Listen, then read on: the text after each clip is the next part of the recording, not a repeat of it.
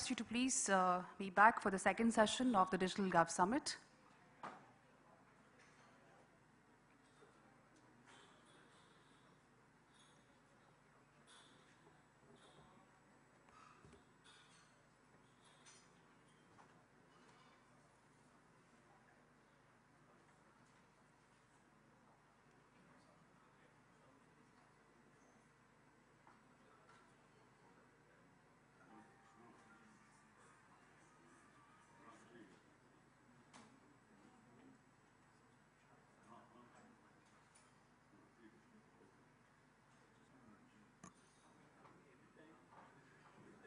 May I request everyone to please take their seats? Thank you.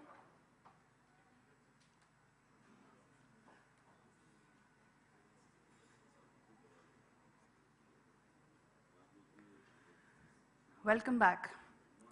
After a power-packed inaugural session, now comes another session on an integral aspect of digital governance, looking at how to secure the digital space.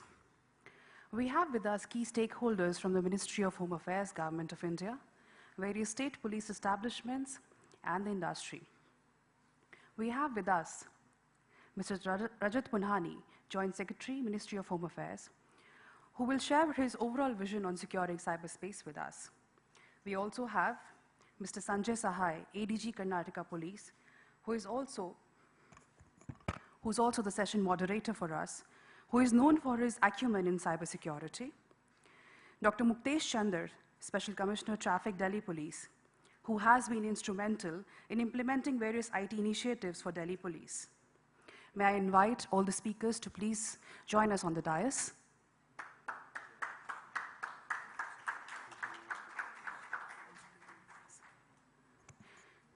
We also have with us Commander Avanish Dureha, Retired Industry Director, Defense and Public Security Strategic Industries, SAP India. Mr. Sahay K. Bhalla, Director, Technology, Sales and Service, India and SAARC, Trend Micro. A round of applause for all the speakers, please. Thank you.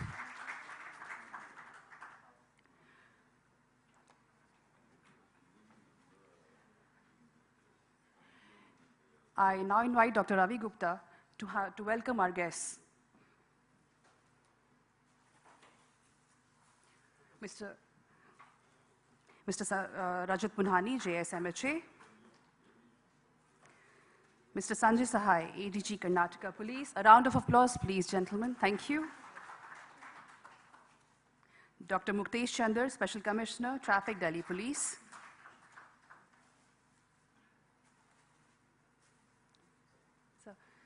Mr. Sahay K. Bhalla, Director, Technology, Sales and Services, India and SAARC, Trend Micro. Commander Avanish Dureha, Retired Industry Director, Defense and Public Security, Strategic Industries, SAP India. I would now like to hand over the session to the session moderator, Mr. Sanjay Sahay, ADG Karnataka Police. Sir, over to you.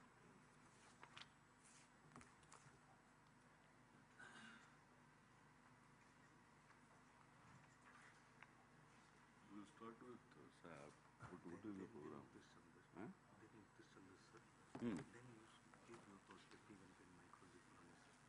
No. You start, what is it? First will be SAP. Then you sir. Then you take it forward with others. Okay. And when you give me your laptop, I'll put it there because you have to put it there. Okay. Bravo.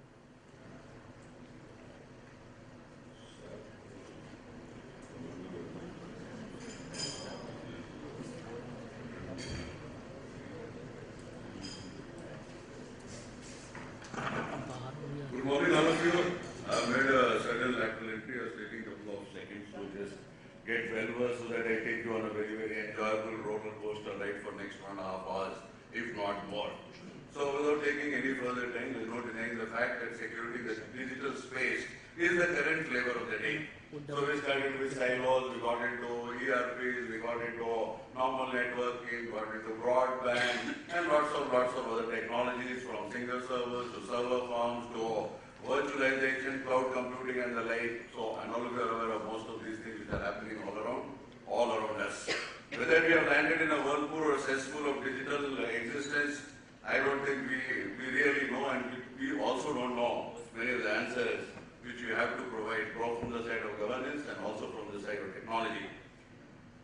Without taking much of your time, because I'll also give a presentation sometime in between, I would request Commander Avanish Dureha, retired Industry Director, Defense and Public Safety, Strategic Industries, SAARC, India. Please come, sir.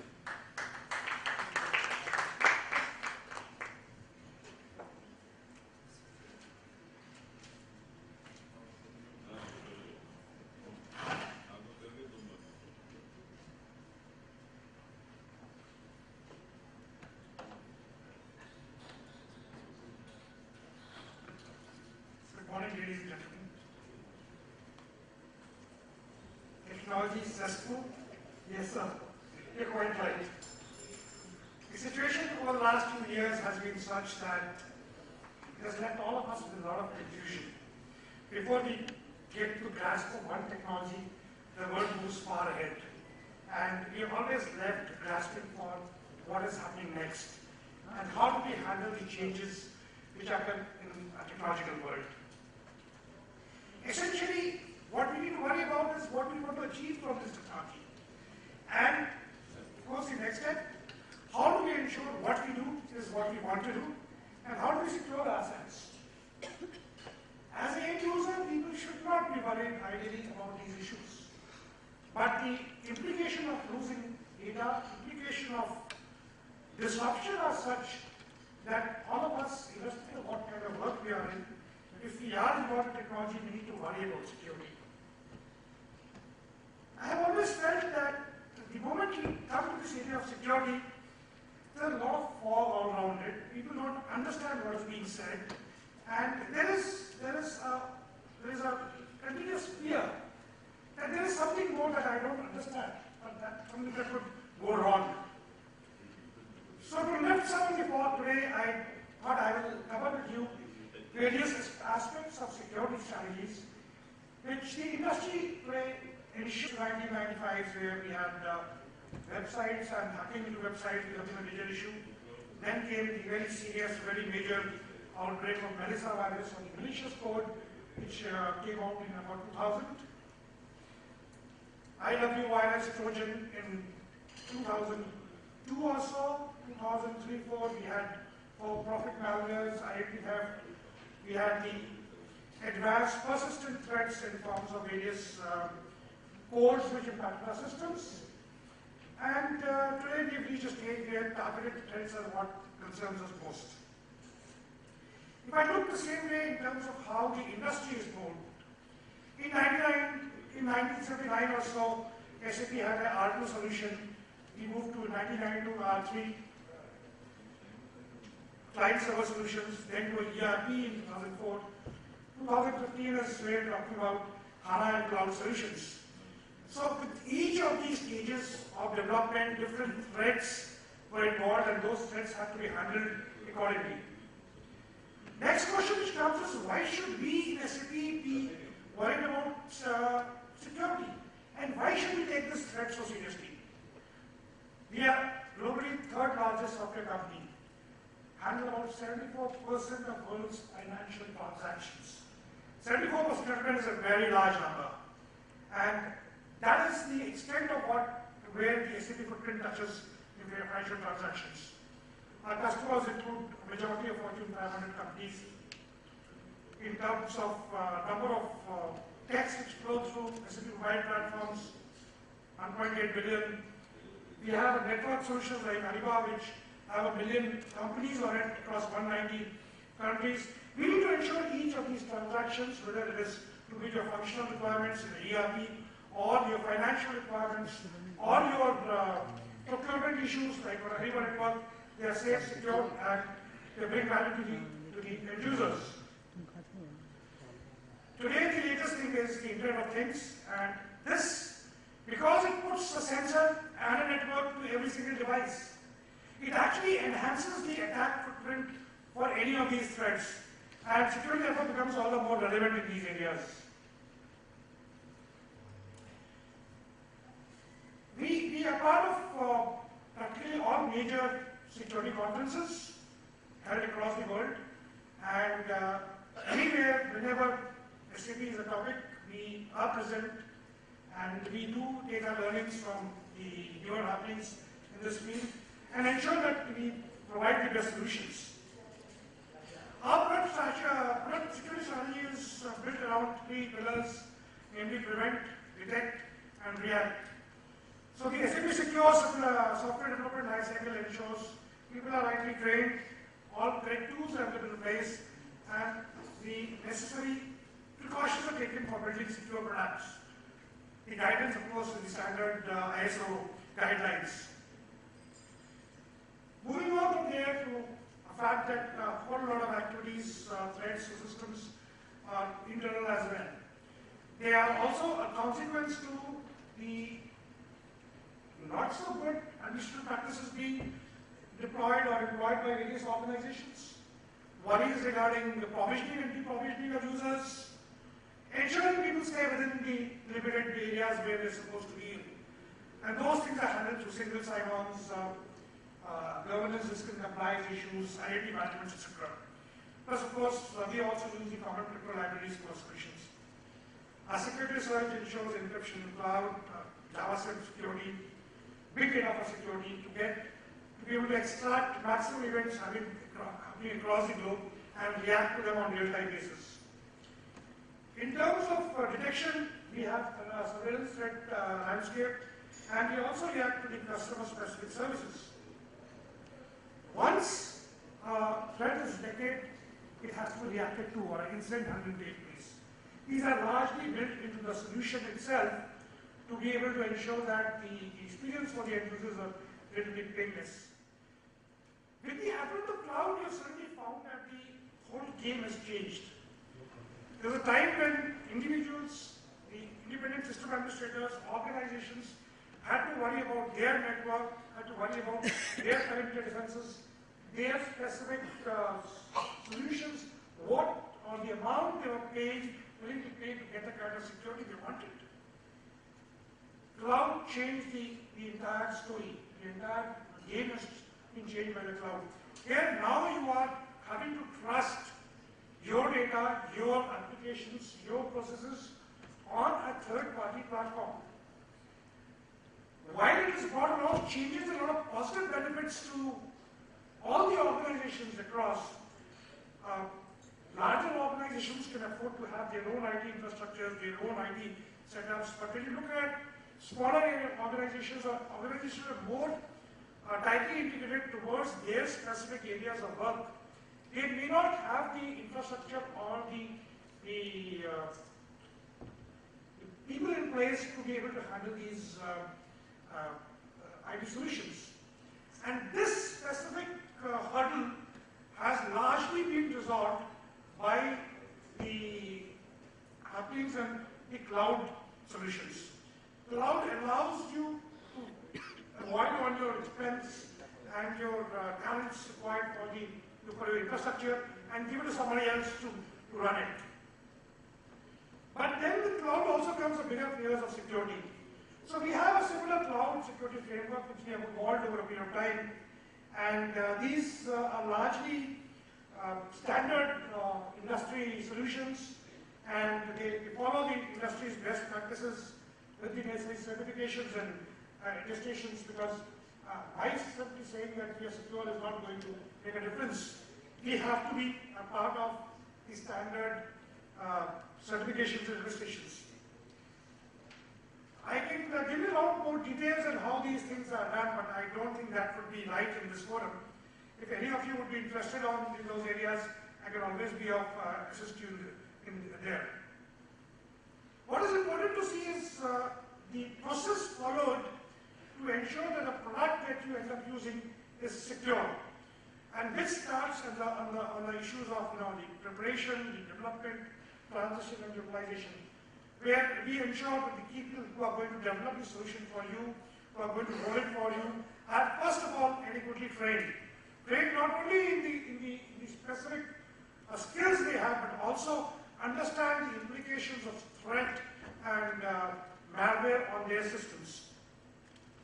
So which obviously starts from security awareness, secure training, threat modeling, etc.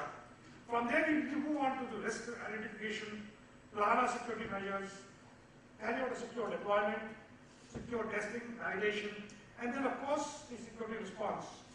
This entire life cycle of the secure development, secure software development is very tightly integrated and very strongly followed to ensure that security is something that the end users should not have to worry about.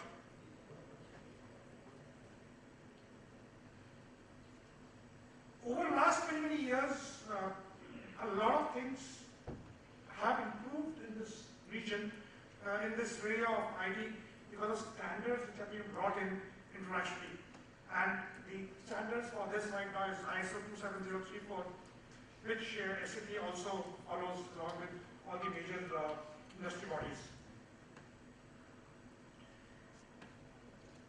So, first issue is of ensuring and giving you the right solution. And then comes the issue of detecting the threats which every second day you will find a new threat will come in place. So what we do is that we identify the business goals and ensure that the business processes are handled exactly the people required for it, and there is no overlapping of processes across the IT processes across business processes. And this will also help prevent theft or manipulation of business data. This will of course translate particular questions like, are there unexpected activities in my landscape? If there is somebody is an attacker, who is an attacker? And what attack took place and what actions do I take on it? So, the entire landscape of SAP solutions, which is across, in some places, 20, 30 servers, some other places could go up to a few hundred servers. Organizations like some typical like Coke, etc., have as many as a few thousand servers on their IT landscape. So the amount of logs which are being generated at each of these places amount to what you call the big data. And these, for each of the users, being regularly evaluated. This data is being brought together to common place in a common format. Then various attacks are evaluated, detection, patterns of the attacks, browse, analyze these issues. And then, if there is an attack, you need to log the user accounts to which attack has happened, or cut off a connection if you find that a particular threat is happening for a particular connection. And thereafter go on and ensure that no future attacks from those same methodology happens. And this obviously happens through creating new patches, roll out new versions, or updates to your existing landscapes. And all these actions today are happening on real time. The most critical part of any security deployment, any security solution, is about enabling people. Today, we ensure that this product started from 2011 on a basis where across the organization, everybody goes through security awareness training, secure programming. Then we regularly extend, refresh, continue this training. We also do it for our customers. Then we do carry out threat modeling, data protection, maintain, transform, and extend these trainings. And then we also provide solutions to our customers in terms of how can they strengthen their solution systems better. 2015 and beyond, we're looking at training initiatives covering cloud security, cyber attacks, Internet of Things security, being a slightly, Internet of Things being a slightly newer concept, being as it's being adopted globally. So basic security guidelines for strategic purposes, like when you look at our major new platforms like HANA, Fury, Mobile, Cloud, etc., we provide the customers with dedicated security guidance for development teams. We ensure that there is a baseline standards being followed everywhere.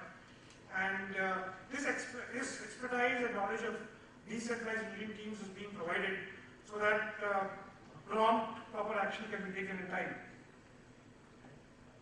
There is a group of industry organizations like Adobe, IndiaTechnology, EMC, Intel, Symantec, Siemens, SAP, and Microsoft, who have taken this cooperation called Safe Code, or Software Assurance Forum for Excellence in COVID. This industrial effort is to identify and promote best practices for developing and delivering secure reliable software, hardware and services. These services are available across go to all customers across the world. We also provide customer-specific security services, both to identify the threat which is possible in older setups, or the threat which arises because of missing out on necessary patches, or not following of correct procedures.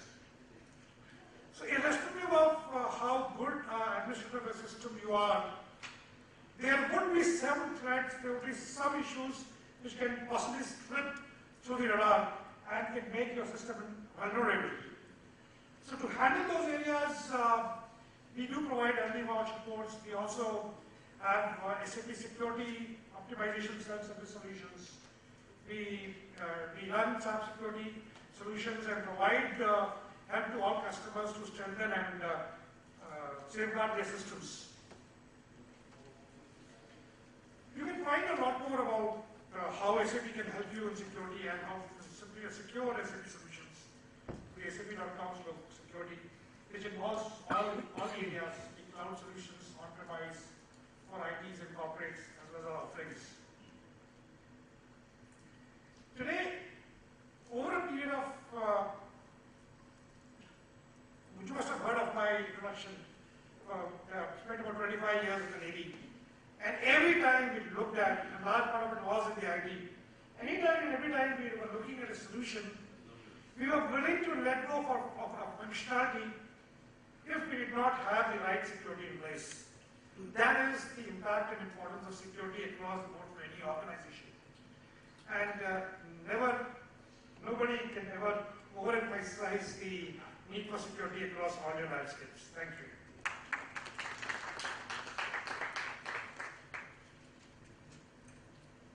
Thank you, Commander Avanish Dureha. There's no denying the fact that SAP is the leader in the ERP space. And there are lots of things which they have been doing which has been the benchmark as far as software development is concerned. And the largest amount of most critical vulnerability also comes out of software and other related issues, which you call as the 0 day. We are running short of time, and Mr. Chander supposed to go for a meeting. I request Mr. Chander, Special Commissioner, Delhi Police, give his presentation.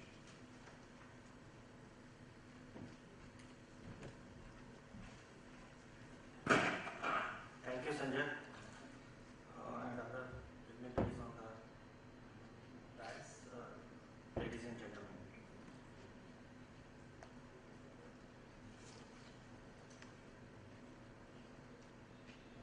I want to speak on digital India, securing digital India from two perspectives.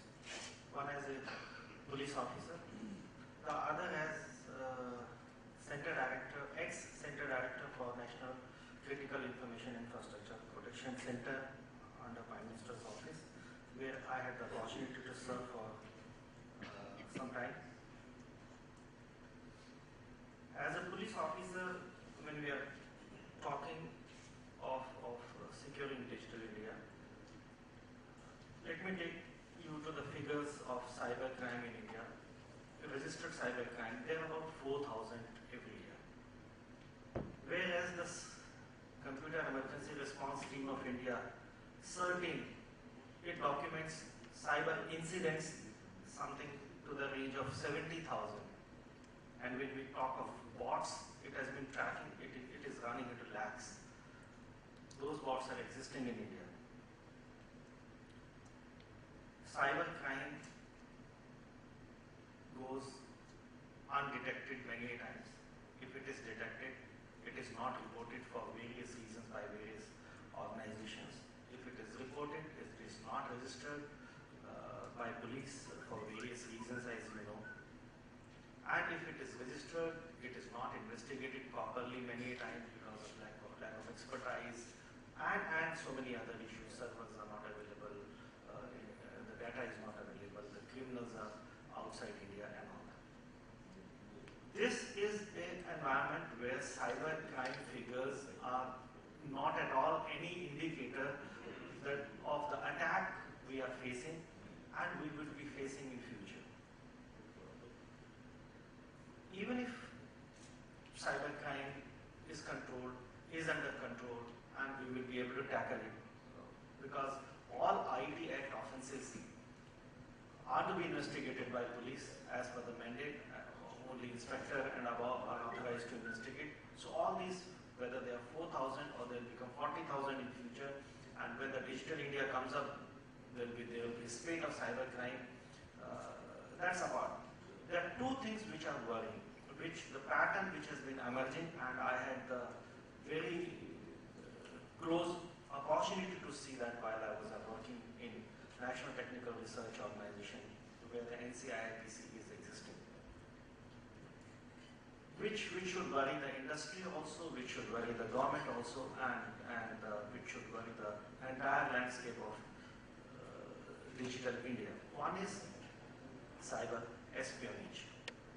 Large-scale cyber espionage is being witnessed all over the world. There are several countries which are constantly under threat, under attack, and I've been reporting. US is one of them, South Korea is one of them. And India obviously has been under attack for cyber espionage. And it is not the industrial secret alone. As various organizations, you are having digital assets to be protected. It could be your designs, it could be trade secrets, it could be IPR related documents. All of them are existing in digital form. The corporate cyber espionage and the espionage to the level of political and at the level of the country is being witnessed all over the world. There are certain countries which are reported to be very ahead in this game. I do not want to name the countries. I leave it for you to guess, and probably you know some of them. But I have seen it with very close quarters that cyber espionage is a part of the statecraft now. Cyber espionage is a part of opening industrial secrets. The second worrying factor is cyber attack on the country per se. And there are two milestones which are very important for everyone to remember. Is the Estonia attack in 2007, where the entire country of Estonia came under attack. Whether we can classify it as a cyber war or acts of cyber terrorism, it's for us to debate. But this has changed the entire scenario of cyber security in the world. The second was the Stuxnet, which came in 2010. The Stuxnet virus was primarily designed for attacking Iran's nuclear power plant systems. The entire system was secured. It was not connected to internet. Still, the virus was able to enter, and it destroyed centrifugal machines of uranium enrichment plants and created large-scale disruption of their nuclear facilities. Are you aware? Can anyone tell me whether Indian systems were affected by Stuxnet or not? Any guess?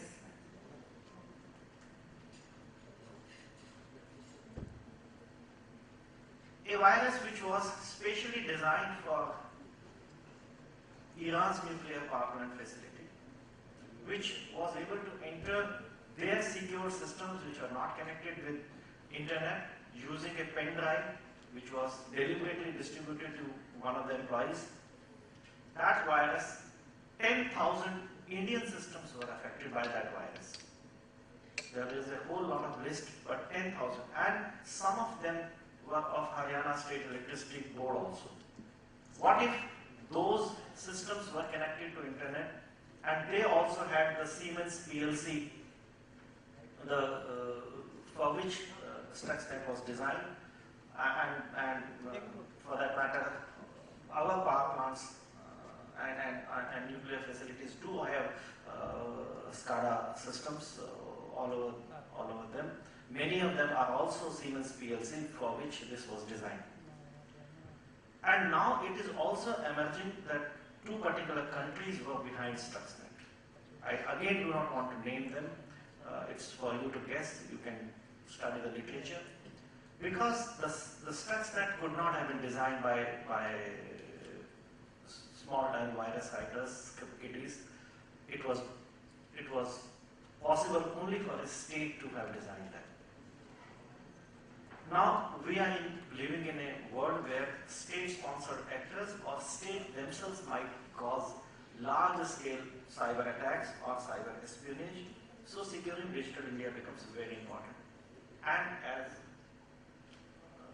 the previous speaker was mentioning, it all has to start with securing citizens. Each one should secure their own computers, their laptops, their office computers, their emails, and then every organization must secure its digital assets. And the organization could be private or it could be government organization, and then the entire country should secure its IT assets, which we call critical information infrastructure. ISO 27001 as cybersecurity measure has been mentioned in IT Act, but it's very basic. So far, to my knowledge, about 300 organizations only in the country have got ISO certification for cybersecurity, which is not sufficient compared to the number of organizations we have. Then we have got two main organizations looking after cybersecurity at the national level. One is CERTIN under Section 70B of IT Act. The another one is National Critical Information Infrastructure Protection Center under Section 70A of IT Act. And I happen to be the center director for that particular unit under NTRO. How many organizations do have chief information security officers, whether in government or private sector? How many organizations are having separate budget for IT security? How many organizations have cyber security policy of their organization? And NCIPC, as I was mentioning, had released cyber security guidelines for the critical sector, entire critical sector of the country. How many organizations in critical sector are following those guidelines, and to what extent is it still remains to be seen. We knew the sea coastal security vulnerability before Mumbai attack took place. We all knew that smuggling was taking place. I was posted as IG Daman, where a lot of landing took place outside my area in Gujarat, and all the bombs which were RDX, etc., which was used in Mumbai bomb blast, were actually landed about 20 kilometers from my border in Gujarat area. So this coastal vulnerability was known to the entire country right from the days of smuggling days, when things from Dubai or Karachi could reach India. But it took a Mumbai attack to secure the entire coastal security, and from MHA is there. There is a coastal entire border security being now headed by a secretary, and lot of money has been pumped by Ministry of Home Affairs to secure the borders, including the coastal security.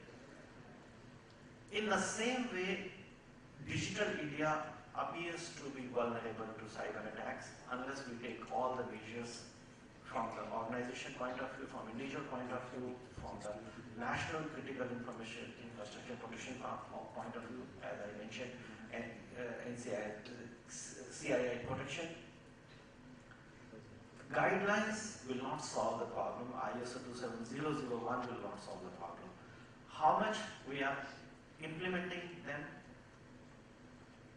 how much we are practicing them, is there a scientific method of evaluation? Where do we stand as compared to the standards? A lot of work has to be done. We already had National Cybersecurity Policy in 2013. To me, it appears that a digital Pearl Harbor or a digital attack might be able to shape the various organizations, particularly in private and government sectors, to realize that the budget requirement, the staffing requirements of cybersecurity are justified. Let's not wait for that to happen. We must see that attack is so imminent and start taking measures. Let's not be reactionary. After the attack, we start taking measures. We know it is going to happen, so let us take precautions. Every individual, every organization, and the country per se.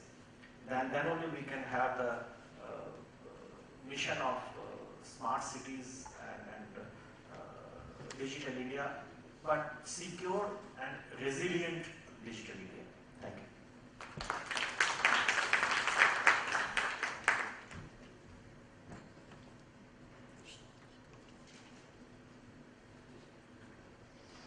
Thank you, sir, for your sharing your experience and your thoughts on how to secure digital India.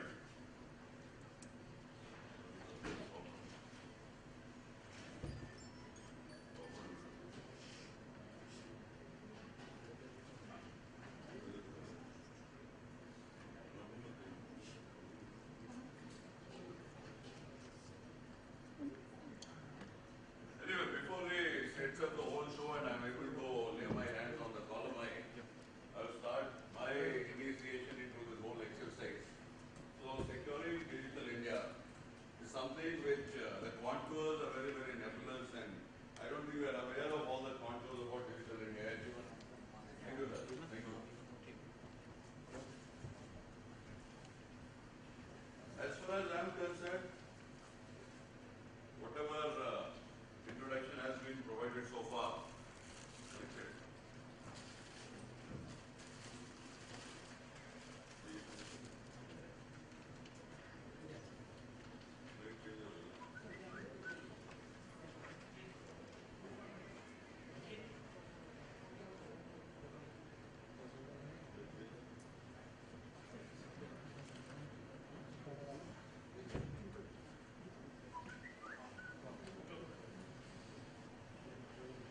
correct. So whatever introduction has been provided so far, I didn't take a fancy to take my audience through 3 slides, which I treat as my personal introduction to the digital world.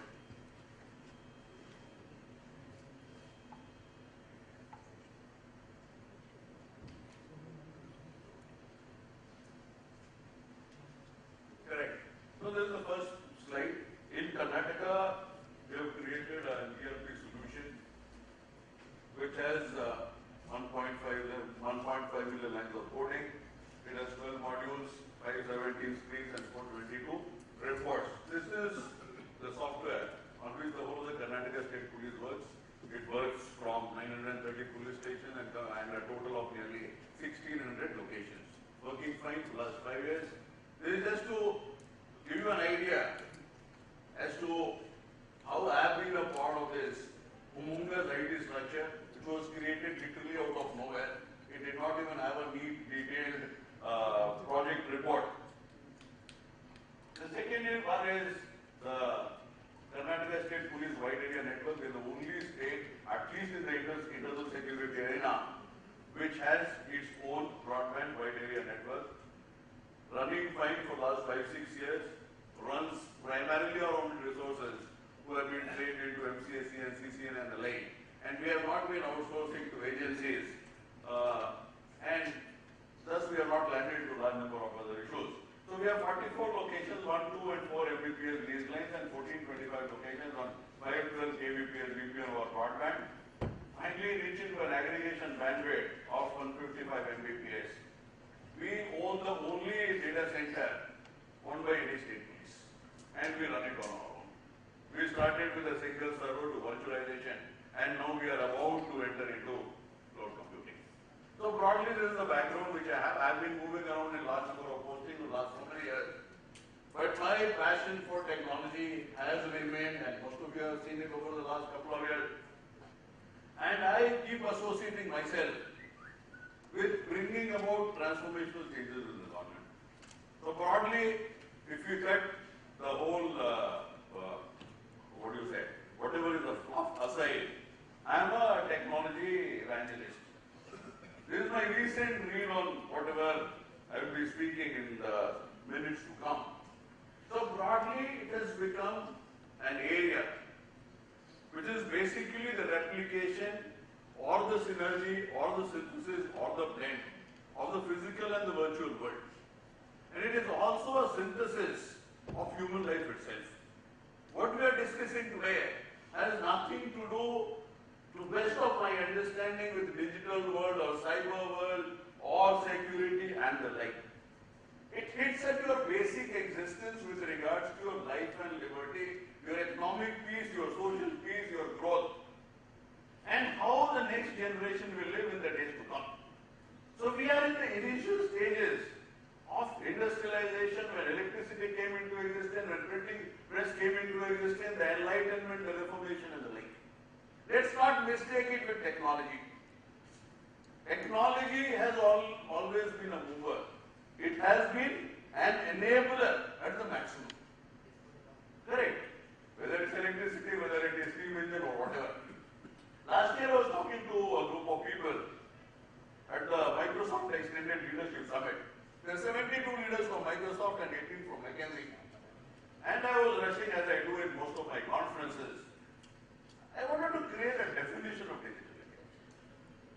So this has been in vogue and everybody tries to understand as to what digital India is, and my definition of digital India is, and certainly it has a whole component of the Sarkari thought process also. Correct. Let it be as it is. Digital India is a transformational enablement of governance, citizen services and ease of business. Right or wrong? You go by that? Take a Sarkari viewpoint for the time being. I'll certainly take a private sector viewpoint as we move on to the next slides. Correct. ICT is the creation of a digital infrastructure, technological and human, competent enough to enable. Correct? So far? Correct? Enable dynamic and real-time decision making and service delivery. So it is dynamic, real-time decision making and service delivery. And working on what? Working on seamless back-end processes and integration of databases and its integration at differential level, catering to all requirements of the nation. So far so good. So this is my definition of digital India, and I am extremely happy about the fact that I have been able to use this definition once again after the last 10 months. And thanks to all of you for providing that opportunity that we got into this. Now we come to cyber security. So this is the latest which is happening. In the US, 4 million details of 4 million workers has been hacked. The last one, I think all of you heard about Sony. And then later you heard about Anthem. The impact of the Sony breach was so great. There's a President Barack Obama, he had a press conference, not with the National Security Advisor or of the officials of that nature, with some very serious, very senior employee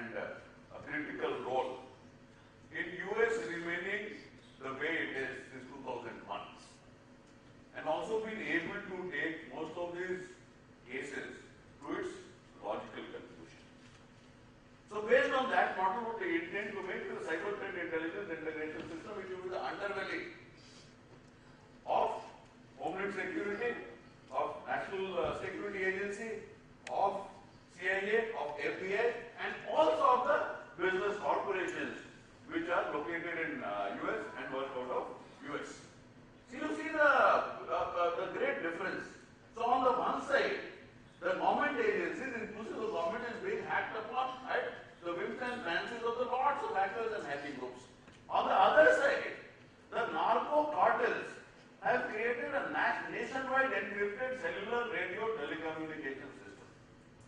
See the beauty of the whole game. This double-edged sword. How is it operating? Is it operating in favor of the legal system or is it operating in favor of the illegal system?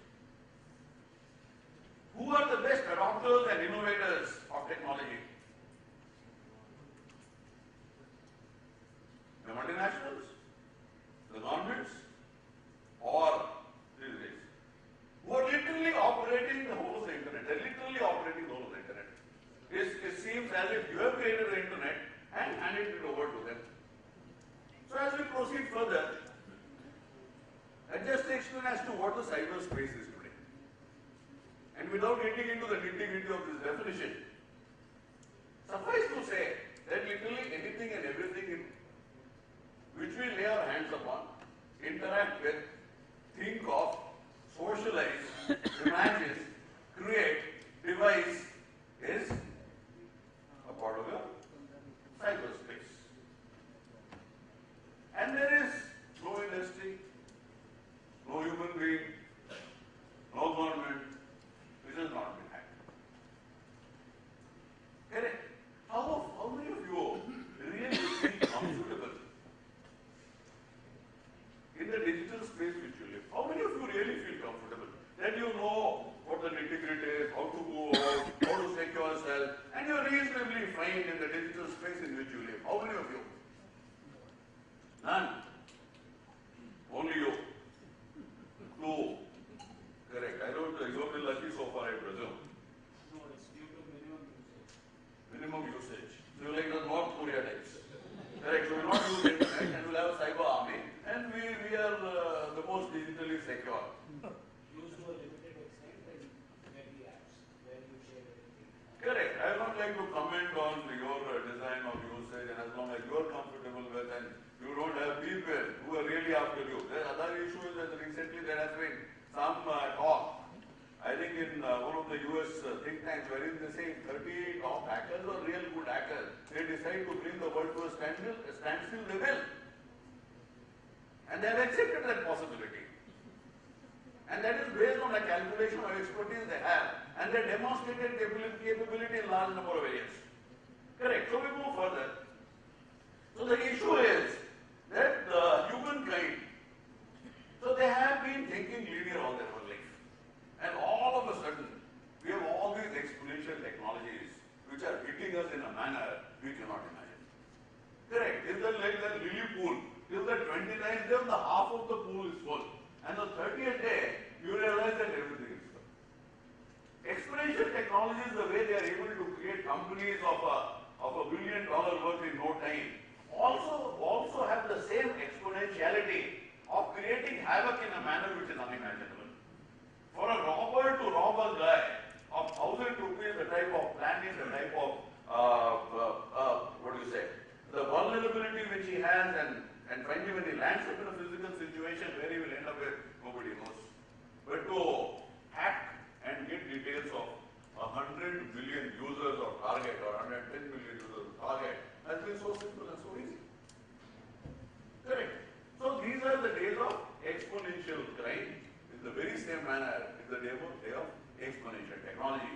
So as the technology moves, the crime also moves. And in a very short period of time, the crime starts moving faster than technology because we are slow adopters of technology. The criminals are much faster adopters of technology because, mind way, that the benefits which they derive out of technology is much higher and they have more amount of time, they are not gainfully employed, whichever way you take it. So cyberspace has been growing over the period of time, and from 1975, 71 or so from the first men, this is where we have reached. And presently we are in a stage where what we call is the Internet of Things. And the way things are moving, I think in another 10 years or so, we will have a trillion gadgets which will be connected to the Internet. And literally any object on the face of this earth will be talking to another object on the face of this earth. And for every single transaction or a non-transaction, there will be a digital trail and it will create immense amount of data. The present NSA data center handles 13 exabytes of data and they intend to make 3 more. And Google in all its operation handles only around 15 exabytes of data. So that is the data story, that is the big data story, that is the data analytics story. What it finally creates at the end of the day is very vulnerable global information grid. Now this global information grid is not my item, I have picked up from a book by Mark Goodman called Future Crime. So he gives a hypothetical sort of a situation where everything is connected to everything. So it is a global information grid. Now vulnerability of the global information grid emanates from the fact that we don't know who the owners are, we don't know who the traders are, we don't know who the users are, we don't know who is policing the internet. Can any of you tell me who is policing the internet? Nobody. Correct. So it's a free for all. The nation states, as of now, I don't think they've got a feel of where they are. I don't know whether they've got a feel as to which way to react. There are a number of nation states where there are no laws actually in practicality which can withstand this thing. And there are lots of states who have made laws, like United States and lot many other states.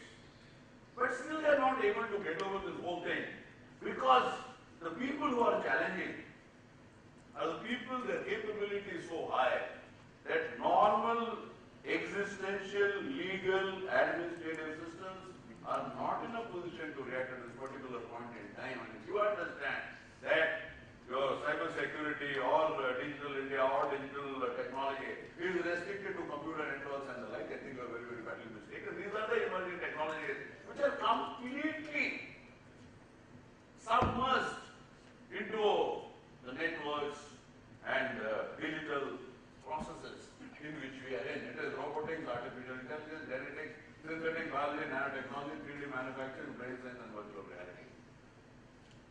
So this is it. What is left? Correct. This is what is left. So cyber is the word. That's the real word. You can live without being in the physical world, but you can't live without the digital technology. Whether you are using the technology on a day-to-day basis or otherwise, a different story altogether. Even to run a Narega, even to run a Akshay Patra, even to run whatever for the poorest of the people. Our project management, our processes, they force us to get into digital technology. Absolutely no other way. Otherwise, you are out of the trade. You cease to exist. You are not ready to take any other system, any other process. And it happened in a manner that we didn't realize. 8-10 years passed. I think 2005-06 was a totally different story. But 2015 is a totally different story. We are in the midst of that whirlpool. It's a cesspool. We don't know what to do, how to move forward, how to come back. Correct. So from the pacemaker to the nuclear power plants, and from 10 documents to the hybrid cloud. So this is the cyber world. And there's nothing virtual about the cyber world. Either way, if you talk of the bits and bytes, you talk of your packets moving, you talk of the servers, you talk of processing, you talk of retrieval, there's nothing. You're not able to see how electricity goes in the very same manner, you're not able to see this. It's faster, easier, more retrievable, huge amount of storage, better computation. That's all. Correct. And the way it's getting connected.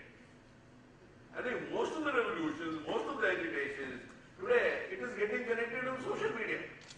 It's not getting connected to physical media. And from there you take it to the other end of the spectrum. That is your organizations like ISIS. I think internet is the biggest thriving ground for these organizations, and they say that the internet is the biggest criminal university in the world. And most of these things like your Charlie Hebdo or your Sydney and all that has happened only because the way the internet has established itself, and also because of the way the nation states are not responding. There is no reality, there is no doing away with the reality that nation states are not responded, and all the stakeholders have tried themselves to keep away from the mess which they have already created. So from Arab Springs to WikiLeaks is the story. What is the answer to this? It wasn't designed. So the application was designed without security. The network, routers, switches, they were designed without security. The data centers, servers, they were designed without security. Correct, the apps were designed without security. The whole trend training which was imparted and the resources which were given to the human beings which came into the system, there was no security. And we expect that from the criticals which came together and created the cyber world which were not designed for security, we believe and very hopeful that this digital world will have all the ingredients of security. And we will remain in heaven and nobody will trouble us ever. So this is our imagination, this is our fancy. I was talking to my son who is doing his BTech computer science, triple IT, other work. So I asked him, how many papers you have on software development? He says, one. Very nice. So that takes care of everything. Yeah, that takes care of everything. And anything on security is inbuilt into the system. Beautiful. These guys, when they move out tomorrow, they are being given a package of 1.25 crores plus. Last year there were 60 students from this country, only offshore posting of 1.25 crores plus. Right? So this is the level of capability and competence which we require to run the digital world, where in reality what is required is something unimaginable. And leave aside the technology part of it, the human element part of it, the mindset part of it, the legality part of it.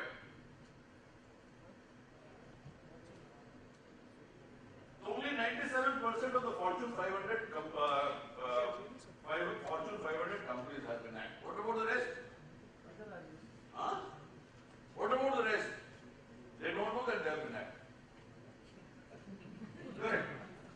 So the average time, based on all sorts of research done so far, says that you need nearly 211 days to detect a breach.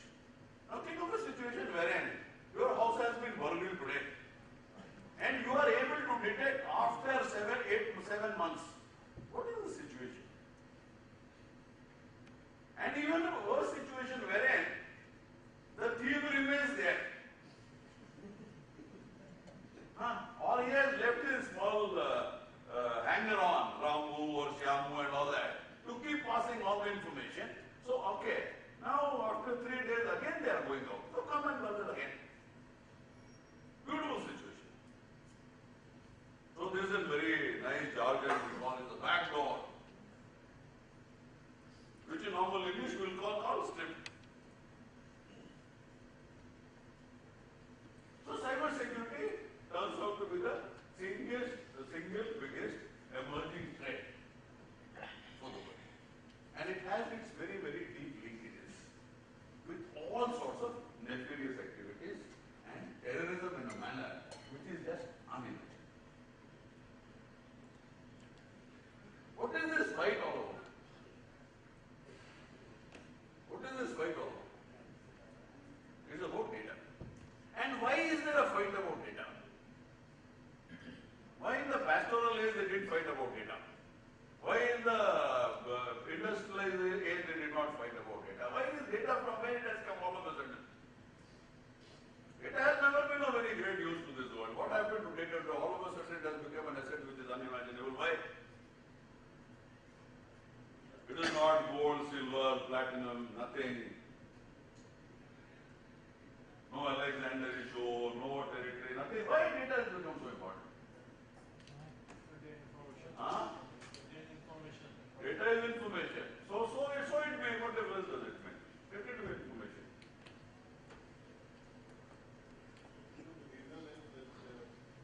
It's one of the assets, like you have done material, and now it's data also. And our society is now data driven. So that's why it comes to. There is a process which is known as datafication of the world. So all your other things which you are talking about, men, material, resources, this, that and all that, they have gone into the background.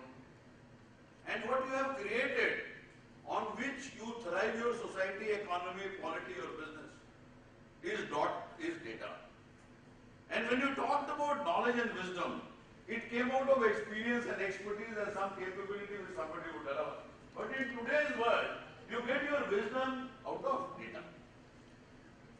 It is that pattern analysis, that is that predictive analysis, and things of that nature. And over a period of time, the total quantum of data which you have created is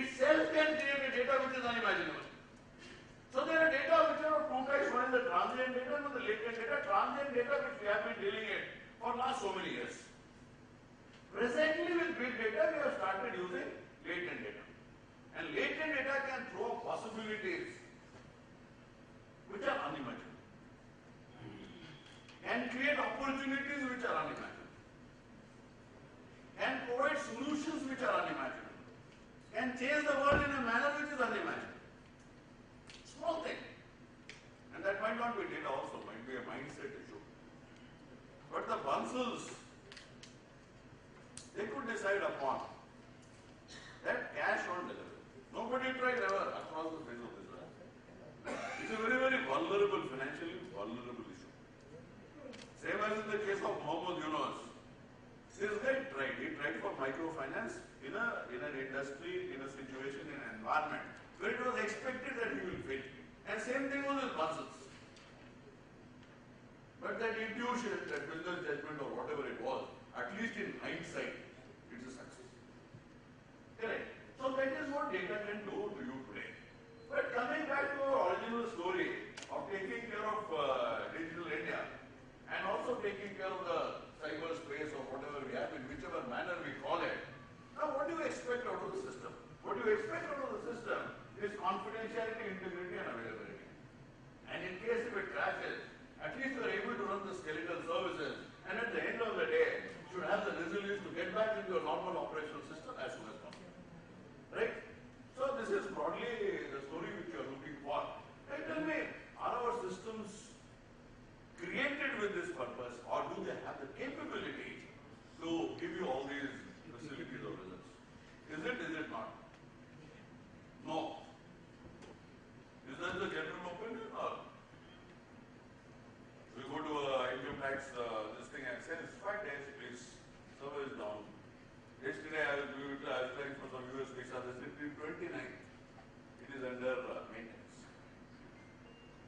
It also speaks of the capabilities of those organizations not to run even their normal services. Rest of the organizations across the globe. And in worst of times, what will happen? It will just fall like a pack of cards. Securing digital India. Securing what?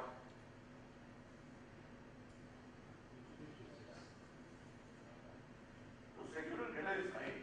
Whose data?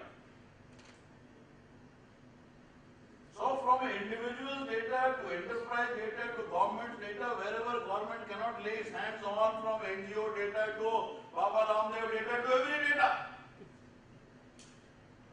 Who will secure? The government will secure. Right or wrong? Does it have the capability to do that? Does it have the legal enablement to do that? Does it have the wherewithal to do that? If total security of this nation on human terms is being done by say around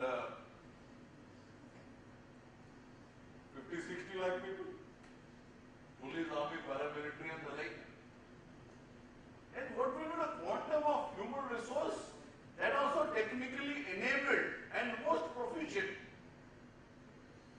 to take on to this task? Correct. From whom? The western border you have only one enemy, correct? Here? Who is the enemy? Huh? Only the cyber criminals. Only the cyber criminals. Only all the cyber criminals. I was getting it right, you are not getting it right, so it's okay, there is no problem. Only all the cyber criminals. Correct. So that is not the correct answer anyway. How will you do it? How do you do it? You put a guard outside the house. How do you do it? Huh? He is saying that his application is not fail-safe. Cisco is saying my network is not fail-safe. The router fellow says my thing is not safe. The cloud computing, it is ripped apart before it has been created. So their story is a totally different, cloud is a totally different story altogether. There might be any number of vendors of the cloud out here, that's a different thing. Correct? Now, if you are able to find a zero-day vulnerability in iOS, what is the price in the underground economy?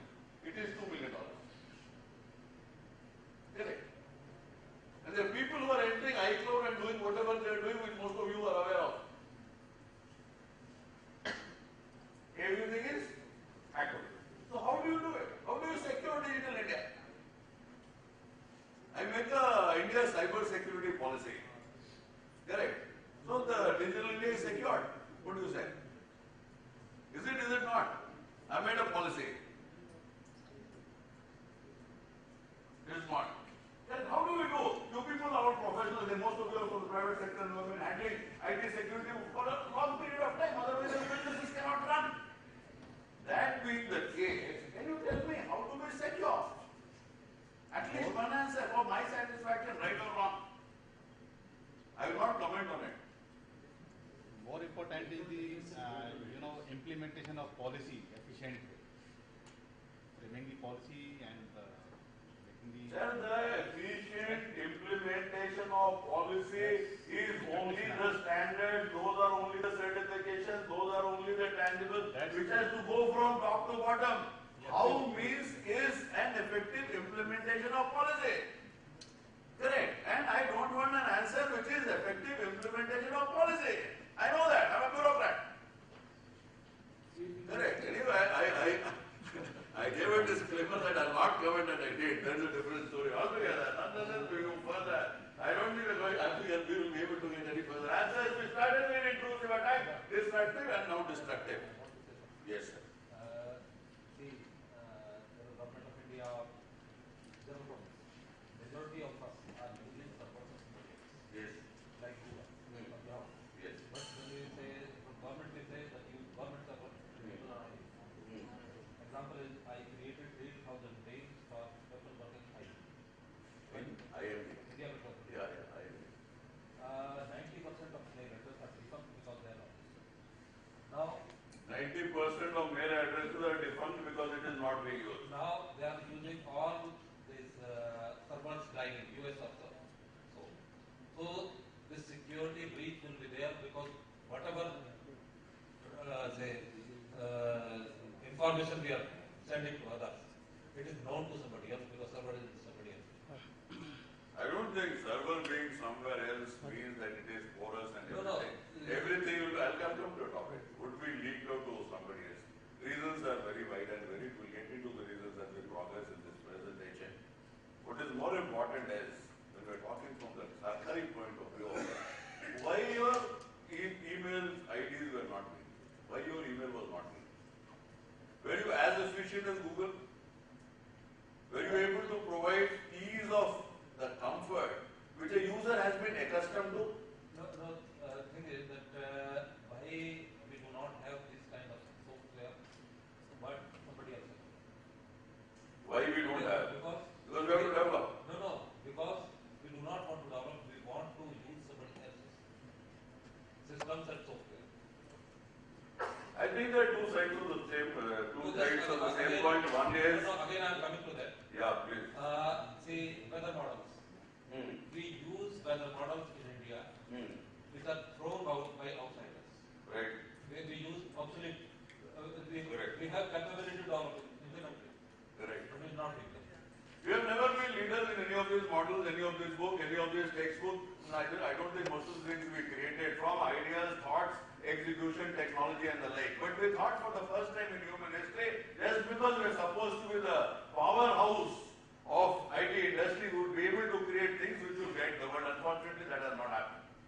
So this piggybacking business has always been there and it continues to go on.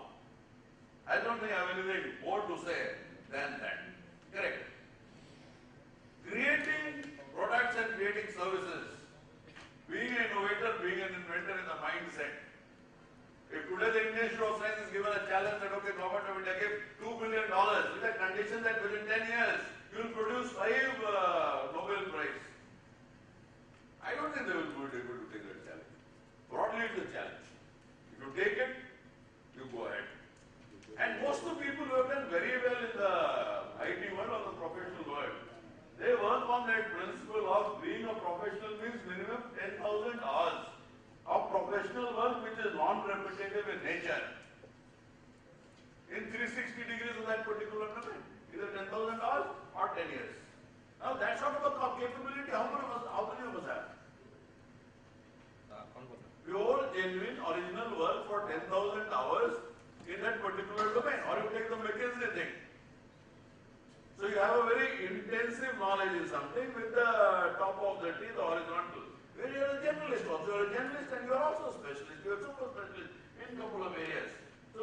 into all this things, so finally what we say is the internet has lost its innocence. Correct. Now this is where it started from curiosity. Today we have this national security, wherein this whole concept of security digital India also comes. So my own rendition is that whatever we think about, whatever we decide upon, at least we should have a mapping of the whole thing what digital India is. We should know what digital India is and how it is so distinct from rest of the digital world. What are the interfaces or lack of interfaces, and how much we can secure and how much we cannot secure. I think the huge component of digital India, which is non-Sarkari part of it, I don't think we can secure in any manner. Americans can take care of 18 internet gateways. We have 6 or 7. I don't know how much we can take care of it. But America also has a policy. We started in the year 1956 of interception against any sort of a foreign communication. We started with NSA, and NSA today employs the largest number of mathematicians employed by any organization in the US. If I as a police organization ask for 10 mathematicians, so somebody will say, have gone mad or what? What do you do with mathematicians? You write your daily situation report, why do you want to write algorithm? A big data software was created by NSA in the year 2008, gone commercial in 2012. These are the capabilities of any organization which has to handle things of humongous nature. In the digital world, there is no other way out. Because everybody has to deal with data. And somebody told that all those cyber criminals, how many of those are criminals and how many these days are not criminals? So please tell me. 41% of the cyber breaches, it emanates from China. Now you call them a cyber criminal, you call them a nation state, you call them a rogue state, what do you call them? And the biggest wealth China has been able to create is through hacking. There's a project called F-35 of the US, the fighter aircraft, $300 billion. This is ripped apart by China. And loads and loads and loads of wealth of information, design, and all of the assets they have got. Right or wrong, it is for you to answer. Counter-terrorism, rogue state, cyber war, money laundering, underground economy, and the like. State actors, non-state actors, if you keep talking about the case of India and Pakistan. Today, who is a state actor, who is a non-state actor, we don't know. Whether Google, Yahoo, and the likes, they are state actors or non-state actors, I don't know. I don't know whether GCHQ and the underground cables, whosoever has laid, whether they are state actors or non-state actors, I'm totally confused. I'm also confused with the fact as to who is policing and who is being policed. Who is a criminal, who is a rogue, who is what, I'm absolutely completely lost. And who is an insider and outsider, I'm just confused. Correct, lunchtime I'll ask all your suggestions so as to clarify myself before I get back to Bangalore.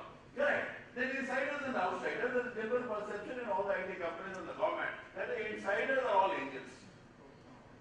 They cannot do wrong. Correct. But the story is that most of the things happen only because of insiders. It can happen because of innocence, it can happen because of ignorance, it can happen because of connections. It can happen, they can be both the means and the end of the whole thing. Correct. So anyway, we're talking about the government's role, and I presume that it have a great role to play in the security digital area. So there is a legal enablement which is required. Now you can search and seize data from Facebook in the US. You cannot do it anywhere. And lots of laws are there. There is a Foreign Interception Surveillance Act in the US. That court operates in complete confidentiality. And this whole ruckus which was created of Snowden and the like, it is only because most of the orders of that particular court which allowed NSA to go in the manner they did. So that is the story. Enforcement and capability to enforce. One is whether you have will to enforce. Second is whether you have a mechanism to enforce. And if you have a mechanism to enforce, does that mechanism have the capability to enforce? This is a very crazy story.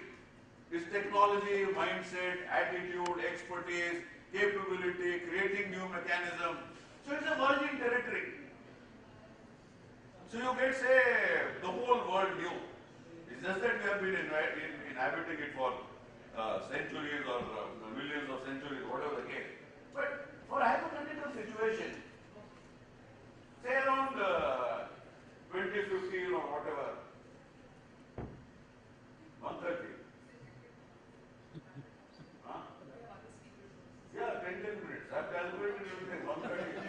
the moderator. Correct. I'm the moderator. Take care. Correct. So there's the capability which is. So I was talking about a virgin territory. You got the virgin territory. So that virgin territory, something I was working in Kosovo with, there is absolutely nothing. So from London airport, I was supposed to go to Kosovo. They said, where's the visa? There is no government there. Where can you have visa? And they said, okay, you fly. Nothing. There's no visa, nothing. We went there. In the very same manner, the digital world today is the virgin territory. So we have to put things in place.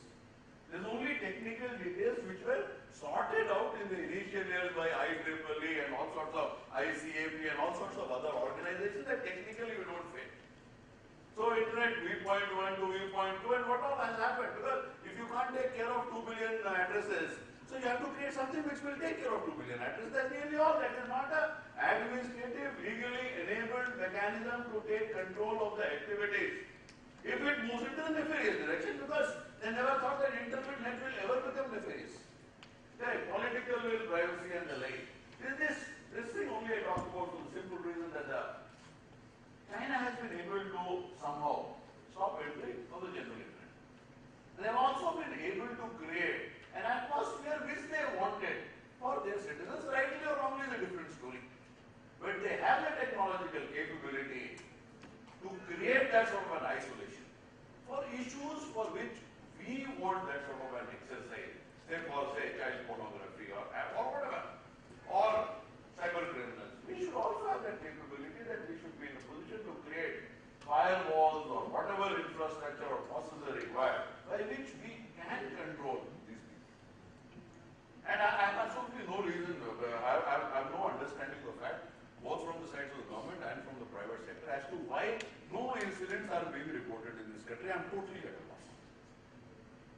I've read books after books, I've gone into case studies, I've gone into, you don't hear of a breach in this country.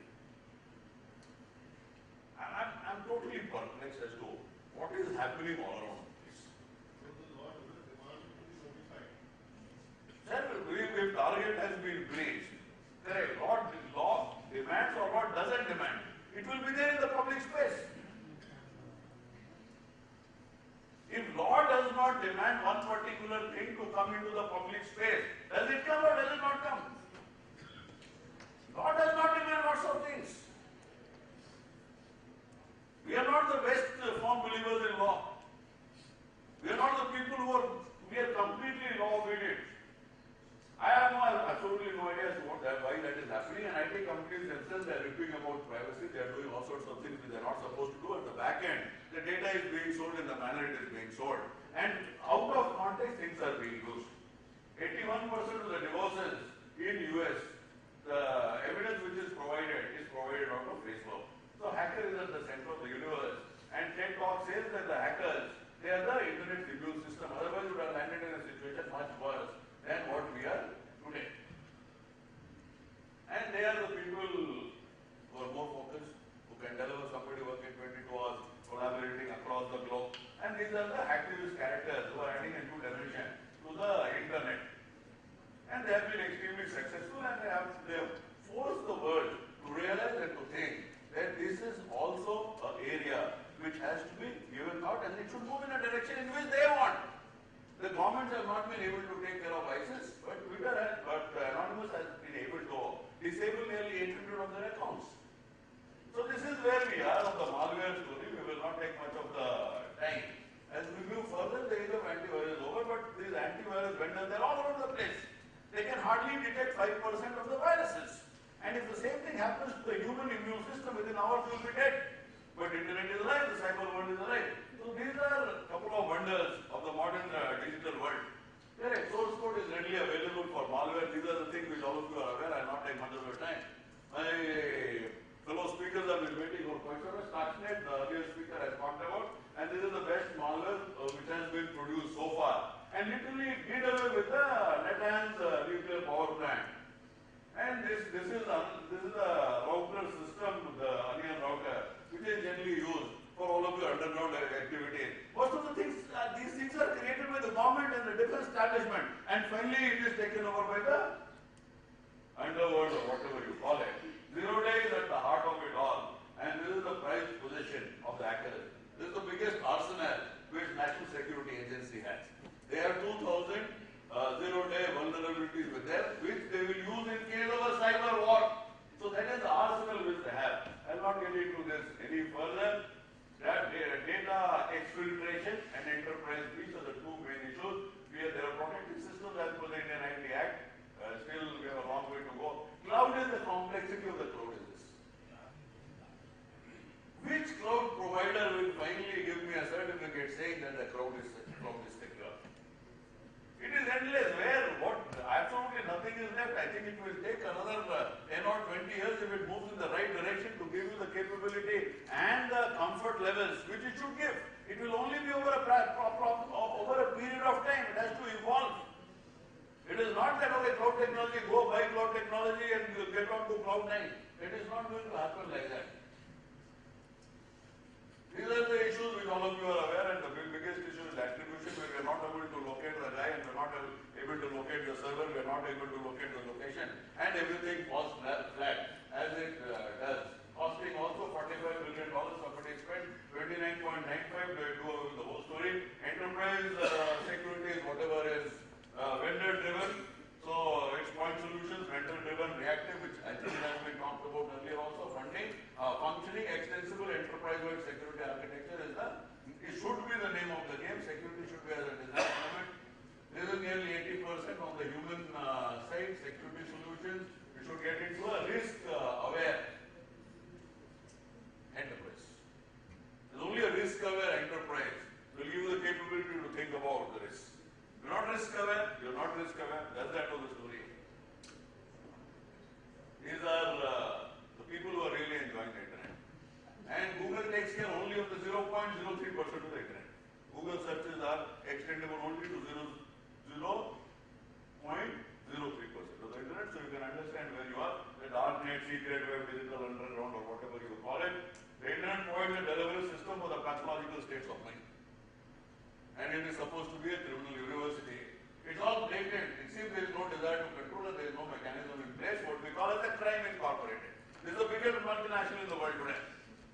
Correct. So crime as a service.